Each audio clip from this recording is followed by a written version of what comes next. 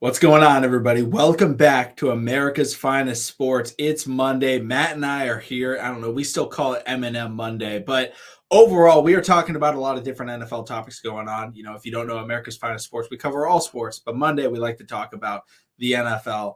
And we got a lot of good topics to talk about. You know, we're going to start off talking about, the Super Bowl hangover, talk about the Rams, and then we'll get into the Cincinnati Bengals. Then we've got a really fun topic talking about the top 10 quarterbacks in the NFL. Matt and I each have our own list. We will debate them. We will go over them. Should be a lot of fun.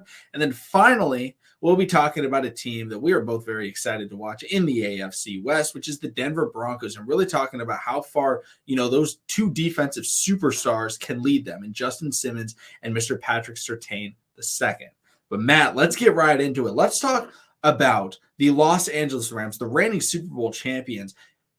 Is there any chance, or what are you thinking about the potential for a Super Bowl hangover from the champs? So I think the first thing that you need to address is they're very susceptible to injury.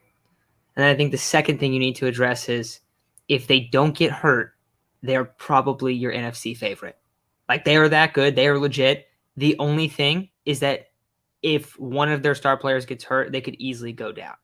And that's something that I don't think a lot of people are talking about. We talked about it. We talked about Matthew Stafford, but I also don't think a lot of people talk about if Jalen Ramsey or Aaron Donald were to go down, like, the Rams defense would be a nightmare mode. So if one of their tackles go down, they don't really have a lot of tackle depth either. So, like, that's the only concern I have for the Rams in terms of talent, in terms of, are they the best team in the NFC West? I think they are. Are they the best team in the NFC? I think they are. I think them and the Buccaneers are like the two teams that are right at the top. I think the Niners are pretty good. I don't think that, it's Trey Lance's first year starting, so I think that's a lot of pressure there. If we look around, Cowboys, Eagles, I don't think they're quite that caliber of team. And then in the North, I think the Vikings, they're good, but I don't think they're that level, kind of similar, to the Cowboys and Eagles. And then the Packers have really lost a lot of their roster over the past couple of years.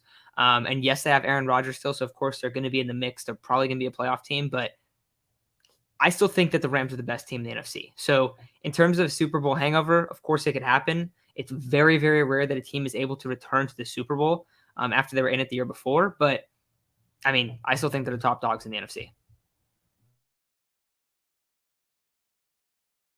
Yeah, when I'm looking at them and I'm looking at the NFC, that's the benefit that they have, because a lot of times in recent years it's been, oh yeah, this team was able to win the Super Bowl, and then you look at it and they're like, okay, what conference are they playing in? And maybe this team was an AFC champion, and then you're like, oh, who do they have to go against? They're like, oh, they got to get past Brady, or they got to get past, the Pittsburgh Steelers, or maybe it was Peyton Manning on whatever team he was playing on. There's a lot of really difficult teams to get by. In the NFC, like you said, Matt, there are a lot of kind of bad teams. And looking at their schedule, they do have some tough opponents. Obviously, they play against the Bills early. That's a very difficult game. Very excited for that one. But they also get to play the Falcons. They get to play against the Dallas Cowboys, which I know they're not a bad team, but I think they match up pretty well against the Cowboys. They get the Seahawks twice. They also get the Arizona Cardinals, in the second half of the season. And if you don't know, the Arizona Cardinals in the first half or second half, very different teams. So, like, when I'm looking at them, yes, Matt, I completely agree that, if the injury bug is to hit, they would be completely destroyed. They're not a super deep team. They are very star driven, which, when healthy, that means that you are going to be very elite at what you do. But if something even if it's like you said, oh, they get hurt at tackle, it's like, oh man, okay. If they get hurt at wide receiver, okay, you lose Cooper Kupp, that's going to be really tough to make up for. Even like if they lost Allen Robinson, like that's going to make up a lot of their team. So overall, I don't think that this is a team that's poised for a Super Bowl hangover. Now, is there a good chance that they don't make the Super Bowl? Yes, but that's just because it's very difficult to repeat as going to the Super Bowl. But at the same time, this is going to be a team that's in contention. It will not be, because sometimes it's like, oh yeah, they made the playoffs after winning the Super Bowl, but they're nowhere near as good as they were, so they get bounced kind of early. This is borderline the same team that they had last season. You swap out Odell, you get yourself Allen Robinson. So obviously there's a change right there. You lose your, your number 2 cornerback, but you got all the main pieces, right? You got Donald, Ramsey, Stafford, Sean McVay, and Cam Akers, who came back last year, was he was solid for them, and they still have Darrell Henderson, and so overall, like this is a really good roster. The division's not as good as it used to be. I think the division has gotten worse, especially with the DeAndre Hopkins suspension. So like it's not a team that I'm looking at as like, oh, it could be difficult, because I think they should very easily make the playoffs. They could be the number one seed in the West, or sorry, in the NFC, also in the West as well. So like they could even be getting a bye week in this postseason. And if you get a bye week in the postseason, you're a contender. So like I think Super Bowl hangover is, are they still a contender at the end of the year? I definitely think they will be, as long as they're able to stay healthy. So, I'm not concerned whatsoever about the Rams. I think they've been one of the best teams in the NFL for a few years now. And it showed last year, and if they stay healthy, it'll show again, especially in such a weak conference like the NFC. Yeah, I'm totally there with you. And I think that, this is a team that's super stacked. They have an elite quarterback, or if he's not elite, he's really close to elite. So either way you want to put it. Now, there are some question marks in terms of Donald almost retired. He's getting older. But I still expect Aaron Donald to be Aaron Donald. I'm not expecting a drop off from him.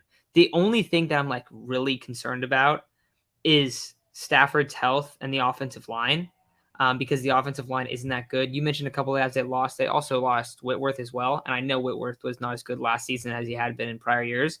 But you still have some change up in the offensive line, and they have a bad offensive line. They're going to be decently effective running the football, just because they have a great coach in Sean McVay. But this is one where, if I'm looking at it, this is a Matthew Stafford driven offense where they're going to need the Matthew Stafford to Cooper Kupp connection to be really good. Matthew Stafford to Allen Robinson could also be a really, really underrated connection this year, because the number 2 wide receiver for the Rams plays a very important role, and he usually puts up a lot of numbers, right? Look at who's been there, man. You've had a lot of great players. You saw the Odell trade last year after Robert Woods was injured. And now Allen Robinson is going to slide into that number 2 spot. So he's going to have a big year too, especially after, I would say, a couple down years in Chicago. Maybe it's only really last year, but I think it was 2019 was probably his best season in the NFL. So a couple years removed from his best season, but he could definitely have a resurgence. Defensively, depth, that's the only concern there. But to be honest, this is a team that hasn't had first round picks, and they've been able to use their mid and late round picks to consistently just keep the defense pretty good. It feels like almost every time. So I have a lot of faith in the Rams to be able to bounce back, not bounce back, but to come back and maybe even be in the Super Bowl again. I think I think it's almost like Super Bowl or bust for them. So they also added a great leader in Bobby Wagner, which we haven't. We haven't brought up Bobby Wagner. Yeah, definitely. They should definitely be back there. I mean, just the star, again, they're so star, forward, that it's just okay, even if they're struggling overall, those stars are going to win them enough games. Aaron Donald is going to take over in at least 3 games this season and win them by himself. Jalen Ramsey is going to win them a game by himself by just completely shutting down an offensive superstar at wide receiver. Oh, and then Cooper Kupp is going to have 2 or 3, maybe 4 games this year where it's just 9 receptions, 170 yards, and 2 touchdowns, which is you're going to win the game if your receiver is doing that on a consistent basis. So overall, they're going to have the wins, to be able to get out there. They're not a team anyone wants to play against. Nobody wants to try and block Aaron Donald. Nobody wants to run a route against Jalen Ramsey. And no one wants to try and cover, anybody in any route in a Sean McVay offense. It's just very difficult to do. So because of that, I don't think they're, a potential culprit. But let's get into the next team. Let's get into the Cincinnati Bengals, because I think this is a completely different story. Now, I like Joey B, but at the same time, they just made it to the Super Bowl. They're coming off it. They're in a very difficult division. They're in the AFC, which is a super, super stacked conference. They're, last year they benefited. They didn't have to play against the number 1 seeds. Now they have to go up against the number 1 seeds in the AFC this year. They got to go up against, they got to go with the Chiefs. They got to go with the Bills. They got to go with, I believe it was the Tennessee Titans. And the Tennessee Titans will now have a healthy Derrick Henry. Very different than a first game return from an injury, a Jones fracture, I believe, Derrick Henry. So It's going to be a much more difficult road for them schedule-wise. They also are playing against the AFC East as their opponent, which lucky it's not the AFC West, but you're still playing Belichick. You're still playing against, even the Dolphins. They're much improved. So tough schedule. And also the roster, it's good. They have good players, but this is very different from the Rams roster where you're looking at it and you're like, this is clearly a top tier roster. It's like, okay, you got Joe Burrow, you got a good safety, you've got Jamar Chase, you got a great, weapons core. The offensive line isn't amazing. It's not as bad as it was a couple years ago, but I'm worried about this. Actually, I'm a Ravens fan. I would love for them to fail, but I'm worried about this team potentially having a Super Bowl hangover. What about you? So I think you look at Super Bowl hangovers, and a lot of times it's actually a team that loses the Super Bowl that ends up really having that hangover. And I guess it's kind of weird because they didn't win the Super Bowl, right? You would think that it'd be the winner, but the loser makes the playoffs less than 70% of the time the next season, which if you're talking about a team being in the Super Bowl, that's not very high. And when I look at the Bengals roster, I don't know like how similar we feel, but I definitely do think that there's a legit case to be a little bit concerned about the Bengals being able to make the Super Bowl again this year. I think that's super fair. I think that their defense, they played well towards the end of the season, but their defensive personnel is not that great. Like, they got Jesse Bates, Trey Hendrickson are their two best players. Like, you look at most of the other playoff teams, you look at most of the other like top teams in the AFC, and they have better, star defensive players, and a lot of them have a more depth overall, like throughout their whole team. Now, then you have to add in, you got Joe Burrow, Jamar Chase, T. Higgins, Joe Mixon, Tyler Boyd, and quite a bit of an improved offensive line over the past couple years. That's nasty offense. So they could totally just come out and Jamar Chase. I mean, I think Jamar Chase might be the best receiver in the league in terms of physical traits. I don't know if he's quite there in terms of route running and stuff like that over, guys like Cooper Kupp, Devontae Adams, but like in terms of traits, he's probably the best. I really like their players. I really like Joe Burrow, but like, it seems like they kind of ran into ran into the Super Bowl, but they didn't have like the toughest schedule to go through the AFC last year in the playoffs. They got to play, and they did beat the Chiefs. That was a huge one. But they played the Raiders and the Titans, and Ryan Tannehill had like the worst game of his career. So it's tough when you look back on it. And it's not like it's like lucky or anything like that. Of course not. I mean, they played really well. They had some big time clutch field goals. And Joe Burrow had some clutch drives as well. Jamar Chase, like I said, their offense is insane. But I think it might come back down to earth a little bit. I think that you brought up that they play against the first place teams. The other thing is the Ravens and the Steelers, and I don't think the Steelers are going to be as good this year. And the Browns, I know Watson's suspended for 11 games, so that's going to hurt them a lot. But like, really, it's the Ravens. So I started looking at their schedule, and one thing that's really interesting is they play the Ravens in the final week of the season. I could potentially see that game meaning a lot for both of these teams or one of these teams, where it's like they have to win to make the playoffs. So I think that the Bengals, it's not going to be an easy road to get back to the playoffs. I think if they do get back to the playoffs, I mean, they're going to have their work. Anyone in the AFC is going to have their work cut out for them. It doesn't matter if you're the Bills. It doesn't matter if you're the Chiefs. People are super hyped about the Chargers, right? It doesn't really matter because every team in the playoffs is going to be a legit team. So I think that the road back to the Super Bowl is extremely hard, but the road back to the playoffs even is a little bit tougher than you would imagine from a team that was just in the Super Bowl. Yeah, and I look at this team and they're going to start off the season strong. They have a very easy early schedule. The last, 5-6 games is maybe the hardest final 6 games I've ever seen from a schedule. Okay. They go Kansas City at home to Cleveland, which is a rivalry. Deshaun Watson will be back at that point, so it will be a difficult game. Then they go at Tampa Bay, at New England, home against the Buffalo Bills, and then they play against the Baltimore Ravens at home. Those are all contenders. And I think the Cleveland Browns, if they have Deshaun Watson, are a contender in the NFL. They won't be a contender this year, but with Watson, they're a very good team and difficult to beat. That right there is enough to knock you off your rocker. And not to mention, the week before that, against the Kansas City Chiefs, they're playing the Titans. Week before that, they're playing at Pittsburgh. I mean, the way that they have to finish this season is like, okay, they need to beat all playoff teams, or teams that would be in the playoffs if they didn't have suspensions. And then they got to figure out, okay, because they're not going to be the number one seed in the AFC. I know that for a fact. Other teams just have easier schedules. So they're going to have to do all of that. And then they would have to get on their horse and be like, okay, now we have to play in the wild card round. And it's very unlikely that the wild card, based on the rosters that we have in the AFC now, the Raiders in the wild card round, very different team. Because they've added, guys like Devontae Adams. Oh, maybe play the Chargers in the wild card round. Oh, that's not easy either because they added Khalil Mack and JC Jackson. Maybe you play against the Colts. And it's like, okay, the Colts maybe aren't that great. But at the same time, they're going to pound that rock with Jonathan Taylor with the best offensive line in the NFL. They have good weapons, and they have a really solid defense. The road will be so much harder for them.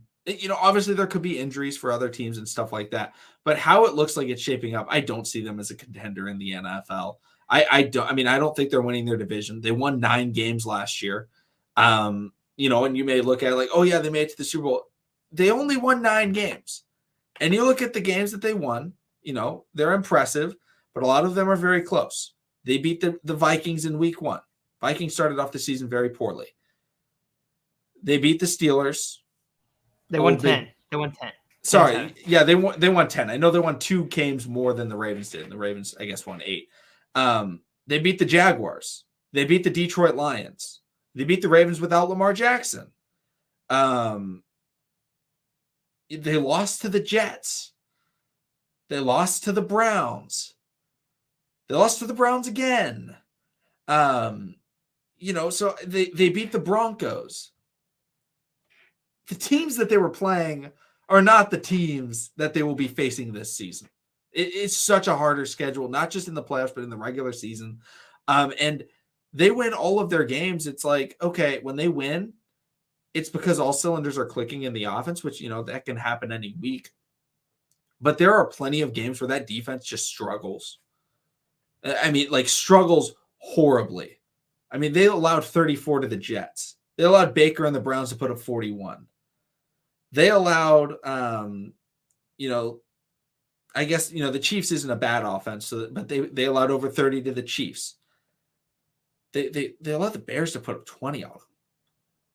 And it's like, oh, yeah, they only allowed 20. It's to the Bears. It was Justin Fields' second game.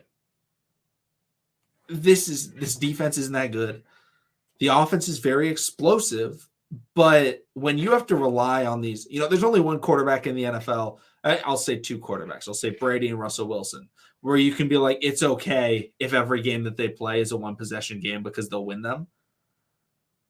The Bengals, it seems like the majority of their wins are these very tight matchups that come down to the wire. And I like Joe Burrow. He can definitely win those matchups, but he's not Russell Wilson or Tom Brady. And we'll get into that later, but I like it. I think that what you're saying is super fair. I just think that I'm a little bit higher on their chances to make the playoffs than you are, but I still think I think it's closer to 50-50 than people put it. That's what I think. I know you think that it's probably more likely than not that they don't make the playoffs, but I think most people think it's going to be like they're a shoo-in to make the playoffs. And I don't feel that way at all. And you look at you brought up the schedule too, but also look at some of those teams that you brought up. Some of those teams have even gotten better. The Broncos got better. The Chargers got better. The Bills got better. A lot of these teams are way better.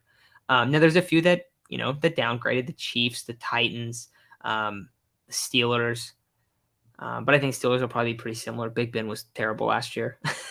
But yeah, so I don't know. That's where I'm at on the overall in the Bengals. I think that more likely than not, they will make the playoffs, but I think it's pretty close. And I would not be surprised at all if they are not in. I think they're kind of fighting for one of those wild card spots, which I think most people probably think they're going to win the division. So I do not believe that.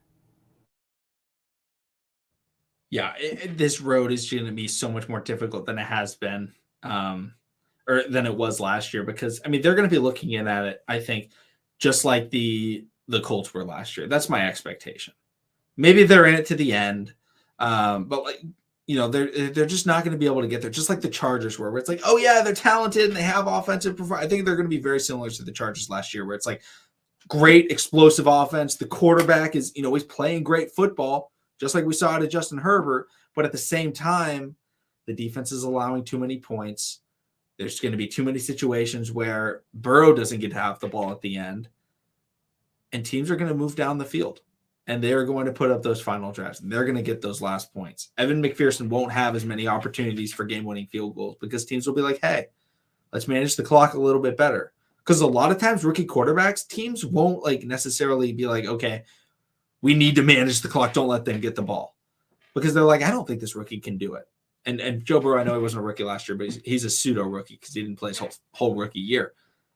I think teams are now like, okay, we don't want Joe Burrow, game on the line, ball in his hands. So let's manage it a little bit better, take it down to a little bit less time, maybe kick the field goal rather than, going all in right away. So I don't see them making the playoffs. I think they win about 9 games. And I don't think 9 games gets you to the wild card this year. And tiebreakers, teams in the AFC West, you're going to look at their strength of schedule. It's going to be very high. Why? Because they played 3 AFC West teams. Like, if they're tied with the Raiders or the Chargers, they don't play them. And the Chargers and Raiders are going to be able to say, hey, we played the Chiefs twice.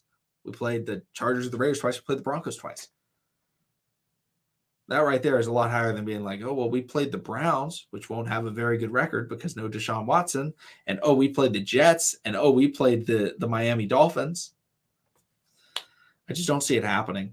Unless obviously there's injuries to other teams and stuff like that where it could happen. But even if they make it to the playoffs, I just don't see them getting a schedule that's so favorable to them, because a lot of people will be like, oh, well, you're only saying that because they made it to the Super Bowl. No, we talked about this before the playoffs even started. Matt and I had talked about this. I predicted every game of the playoffs and predicted the Bengals to make it to the Super Bowl. Why? Because the path was set up so perfectly. And then they got a terrible matchup against the Rams. And the Rams capitalized. And they're like, no, we're going to have Aaron Donald, and Aaron Donald is going to win this football game. But I think that's enough on, the Bengals Super Bowl hangover. Let's get into the next segment. Let's talk about the most popular position in the NFL, because let us get into the quarterbacks. And we've done a couple of top 5 rankings so far. We've done front sevens. We've done running backs. But we want to talk about the top 10 quarterbacks, because 5, it's not enough. There's too many quarterbacks to talk about. Too many people will be like, how dare you leave this person out? There's like, a lot of guys that can be in the top 5. But let's get into it. Matt, I'm going to have you go first. Who are your top 10 quarterbacks in the NFL? So I'll go 10-1, and then I'll toss in a couple honorable mentions at the end and also bring up a couple tiers as well. So 10-1, Kyler Murray, Joe Burrow, Matthew Stafford, Russell Wilson, Justin Herbert, Lamar Jackson, Tom Brady, Aaron Rodgers, Josh Allen, Patrick Mahomes. And I have one tier right after Russell Wilson. But I also I really like Matthew Stafford. I kind of want to put Stafford in there, but it's also hard. It's like, the career on the Lions, right? So that's why it's hard to kind of put him there. But I do think that those top 7 guys are all guys that you want the ball in their hands with a game on the line. And you can kind of put them wherever you want, honestly. Like if someone's like, hey, you have Russell Wilson or Justin Herbert way too low, that's fair. They're superstar quarterbacks. Like, that's all right. I get the take. But that's my one tier right there. And then a few honorable mentions, because I think some people probably will not like that I have Kyler Murray at 10. Dak Prescott, Kirk Cousins, Derek Carr. I get the problems with Kyler. Trust me, I'm really concerned about it too. And I think that you could easily substitute one of these guys in there. The reason that I opted to go with Kyler Murray at 10 is because I think Kyler Murray's tools are very obviously better than all 3 of these guys' tools. And I don't really think it's close. And I'm kind of putting him ahead of them more on upside than anything. But I understand if you're like, hey, Dak Prescott, Kirk Cousins, or Derek Carr have, better pedigrees and do not have a lot of the leadership questions that Kyler Murray does. But I think Kyler Murray's tools are stupid. So that is my top 10. I think that's a solid top 10. We have the exact same players in our top 10, which shows consistency. I'm going to go through my top 10 quarterbacks, 10-1. Here we go. 10 Kyler, 9 Burrow, 8 Stafford, gap, 7 Herbert, very small gap, 6 Brady, 5 Russ, 4 Lamar, 3 Rodgers, 2 Allen, number 1 Patrick Mahomes. Now, I really want to put Justin Herbert in that top tier. I really do.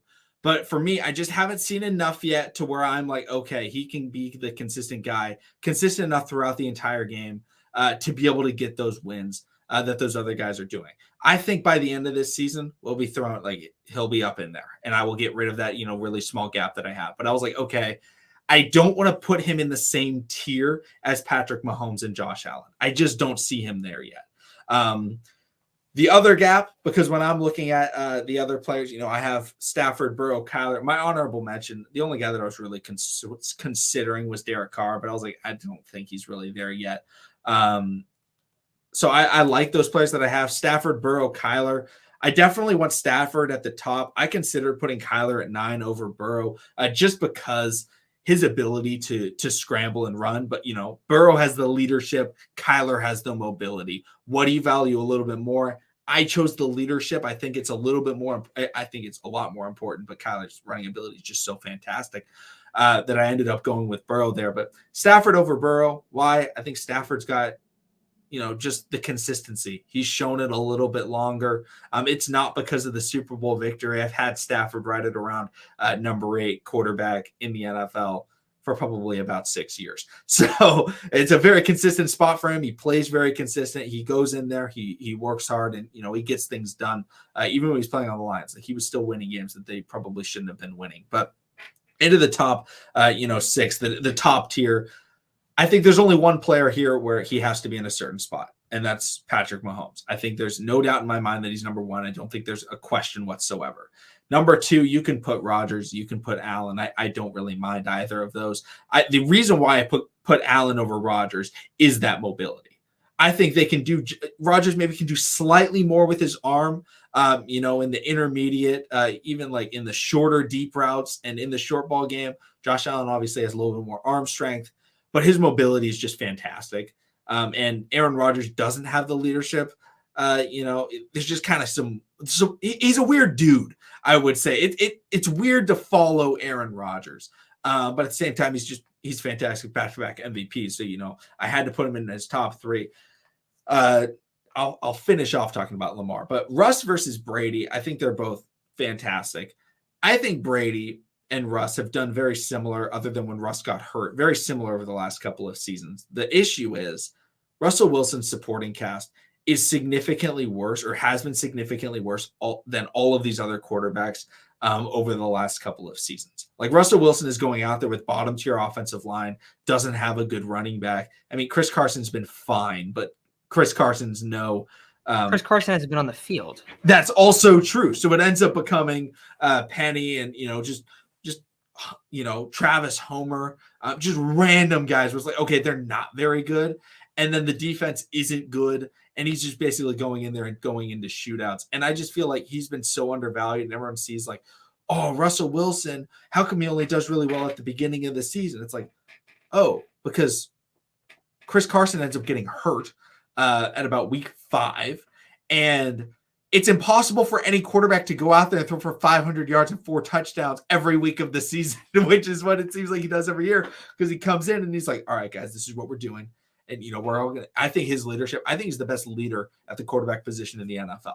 I think it is wildly underrated, his ability to get people on track. I think the number 2 is Brady, for other people, but like the way that he just gets everyone in line, it's unbelievable. Like I watch Russell Wilson. I don't like Russell Wilson. I think he's really annoying. He's super corny, but it works. All right. The corniness, somehow he gets it done. Like if you've got DK Metcalf, like not whining to you every play, because everyone is going to see this year, DK Metcalf is going to be crying every play on the sideline. Gino, why didn't you throw me the ball? Drew Lock, come on, you got to hit me right there. Like Russell Wilson's like, come on, let's all just like, namaste. And, let's just get into it. So that's why I put him over Brady. Now, Lamar Jackson is going to be the most controversial one, I think, on this list at number 4. And the reason why I have him there is because Lamar Jackson is unlike anybody else in the NFL. He is the entire offense. He goes out there and he is the team's number 1 rusher, I mean, he's probably the best runner of the football. Maybe you can argue Derrick Henry in the NFL. Then you look at his passing, and a lot of people look at Lamar Jackson's passing and they think he's not very good. Lamar Jackson has a very solid deep ball. He is good in the intermediate routes, and he's good in the short routes. Is he as accurate as Brady? No. But the thing about Lamar Jackson is he doesn't have to be. If you have legs like Lamar and you are that much of a threat like no quarterback in the history of the game has ever presented to NFL defenses, you are allowed to be less accurate than other people because he still makes plays. He goes out there and he hits guys while he's on the run. He goes out there on third down. And the problem is he is being completely held back by his offensive coordinator. It is atrocious what Greg Roman does to him because Greg Roman goes in there and he's like, okay, it's third down. You know what Greg Roman calls every third down and one? He goes, Lamar Jackson, we're going to run a PA bootleg out to the right sideline. What we're going to do is we're going to throw Patrick Ricard in your flats. He's your first read. Patrick Ricard, Mr. 330-pound former defensive tackle. I like Project Pat. He's a good blocker. Do not throw this man the ball. Then what you're going to have is you're going to have Miles Boykin running a little bit of a crossing route over the middle of the field. If you guys don't know who Miles Boykin is, that's precisely my point. Miles Boykin is not good. I believe he's probably wide receiver number 7 on the Pittsburgh Steelers depth chart right now. All right, he went out there, not very good, out of Notre Dame. Then they say, okay, well, here's Hollywood Brown. But Hollywood Brown is also 5'9". He weighs probably 115 pounds. He's going to run a curl route, and he's got to out-physical somebody to get positioning. And then it's like, okay, Mark Andrews. Here's Mark Andrews. He's running the corner. Every single defender goes, Mark Andrews is running a corner route right here. 3 guys guard him. And you're like, oh, what is Lamar Jackson supposed to do? And then he tries to pick it up. And maybe he throws the crossover to Miles Boykin and it hits him in the hands, drops it. That is exactly how it happens. Watch him, any 2-point conversion, it's the rollout to the right. It's horrible. It doesn't work. But Lamar Jackson is best when he is doing his own thing. We saw the Cleveland Browns game last year. Myles Garrett comes free off the edge. Lamar Jackson, gives him a little shimmy, steps back, rolls back, steps back, rolls back, steps back, rolls back. It's about 30 yards behind the line of scrimmage. Just throws an absolute dart down the field. Mark Andrews in the end zone because he was able to buy that kind of time. Nobody else buys time like Lamar Jackson. And if they do, they end up throwing the ball in a very risky situation. But the thing about Lamar Jackson is if he buys time, a lot of time he's moving forward. A lot of other quarterbacks like Russell Wilson, he buys time, he's moving backwards, and he's able to make that throw. Lamar Jackson is moving forward, which causes more stress on the defense and puts defenders in a very difficult situation where they go, okay, do I try and tackle Lamar Jackson? Which, spoiler alert to any defensive back, not a good idea. Lamar Jackson is about to make a lot of money off of making defensive backs look atrocious. Or do I cover the Mark Andrews or whoever is in the flats and say, hey, Lamar, hit this guy. You only get 8 yards. A lot of times they end up covering it. And Lamar Jackson goes, thank you. 25 yards. And he is like, I swear, every time he takes off, it's just like, oh yeah, he either gets the first down or he just gets to the next level and gets a few yards. He doesn't break 80-yard touchdowns or anything like that. It is breaks it, doesn't get touched, slides, or goes out of bounds. And it's unbelievable. Nobody else in the NFL plays like that. It's super unique. And so I understand if people put guys ahead of him because it is so unique. But if you're going to ask offensive coordinators, if you're going to ask defensive players, what guy do you not want to go against? Lamar Jackson is one of the top of those lists. Like, I think guys would probably rather even go against Rodgers than Lamar because at least Rodgers, you just got to defend the arm. It's tough, but you just got to defend the arm. Lamar Jackson is, he can throw a deep ball. He can hit guys infield 70 yards down the field.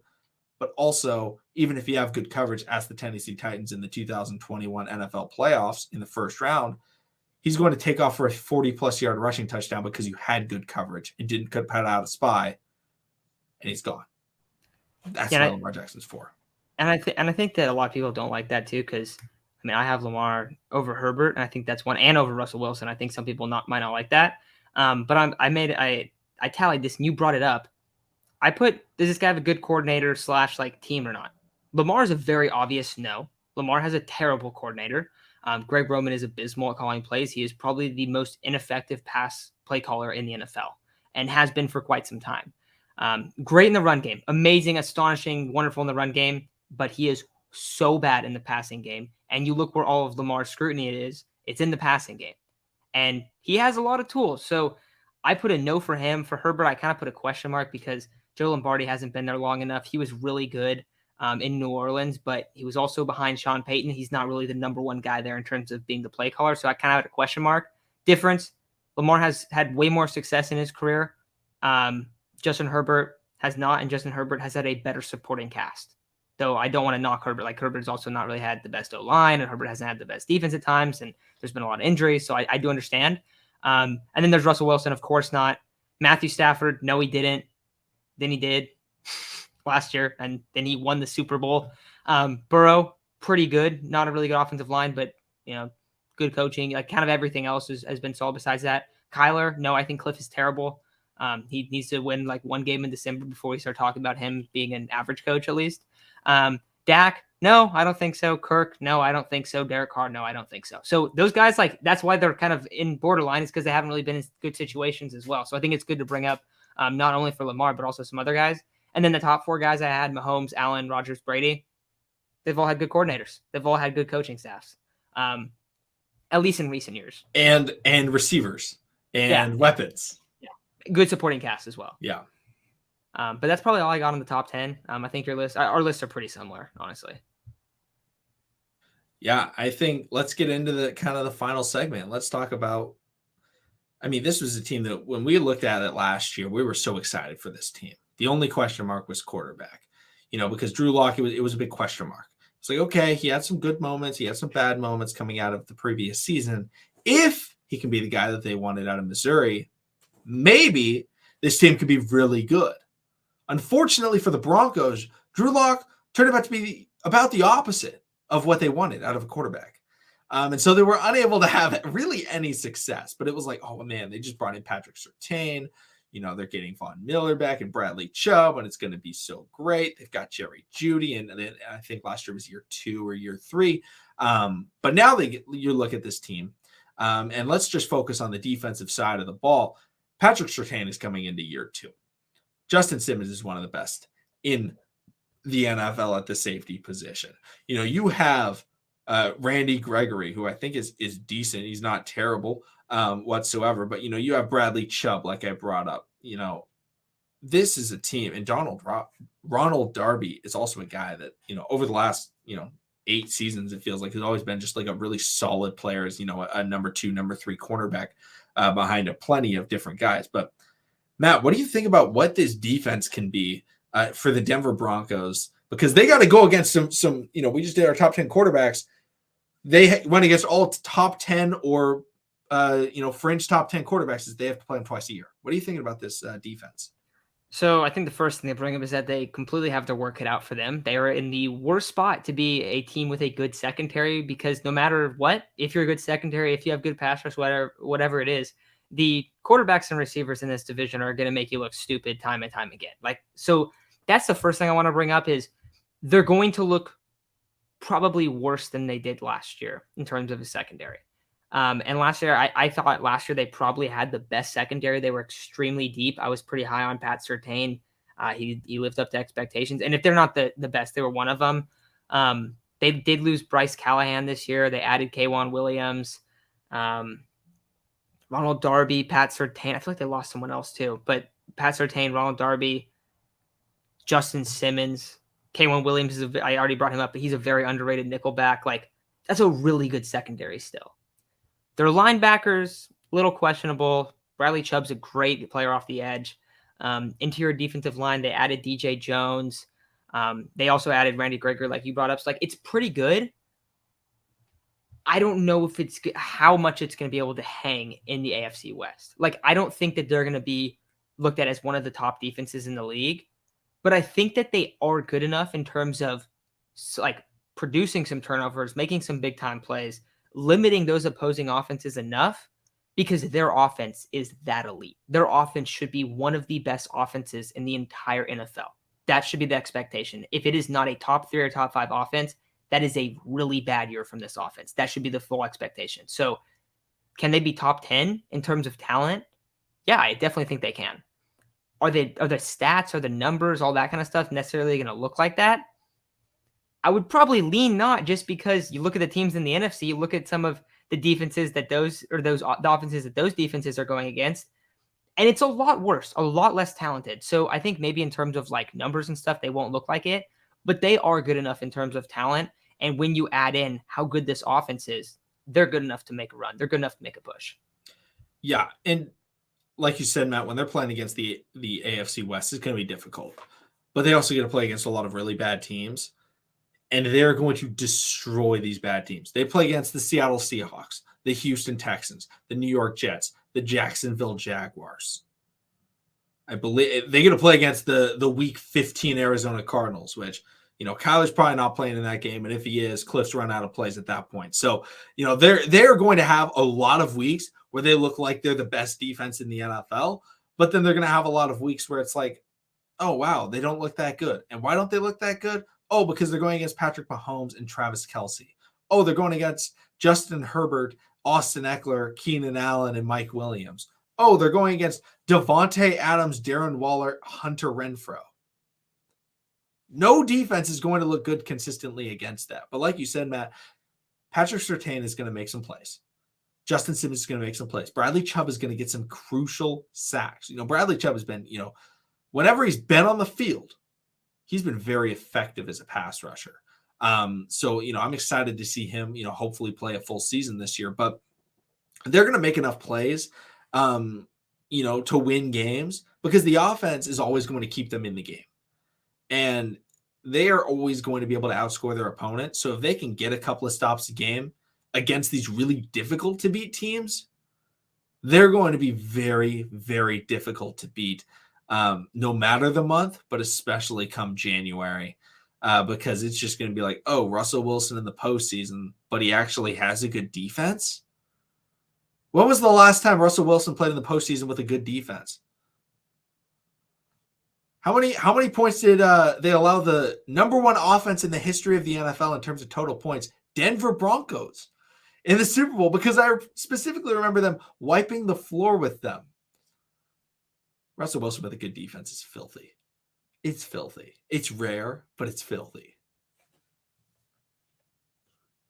Yeah, dude, I think that this is going to be a pretty good team. I think this is one of the better teams in the AFC West. I do also kind of wonder if it's going to take a year for them to, mesh, kind of get together. But in terms of the wide receiver talent with Russell Wilson, with one of the better offensive lines than he's ever had, with the best running backs in terms of the combo that he's had. He obviously had Marshawn, but they never really had a great two. They have a pretty solid 1-2 punch.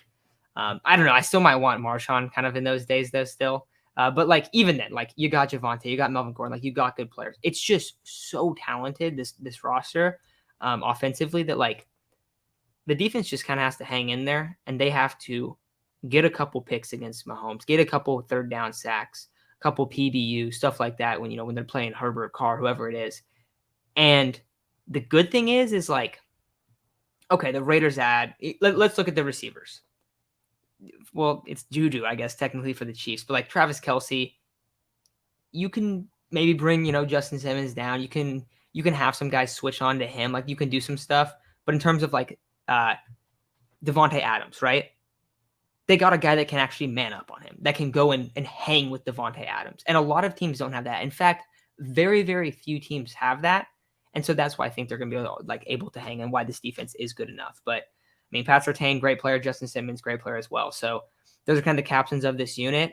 If Bradley Chubb is healthy, you could kind of throw his name in there too as a really high-end defensive player.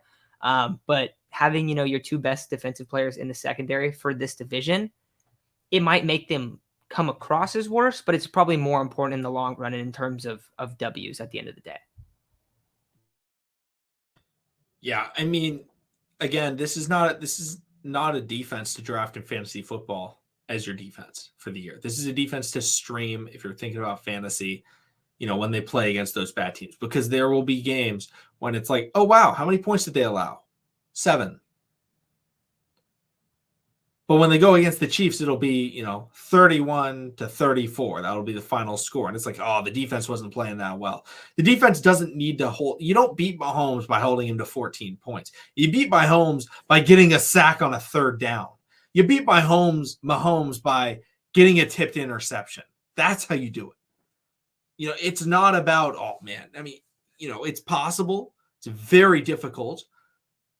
I don't think they have the caliber of defense where it's going to be like, oh, wow, they just completely shut down Mahomes. He scored 7 points. They're not that. But they're going to be, hey, Surtain got a pick because he tried to fit the ball in to Juju. Boom. End of drive. What happens when Russell Wilson gets the ball in a close game? He scores. Look at that. You're beating the Chiefs. That's how this defense is going to work. That's how they're going to win those big games is they can make enough plays.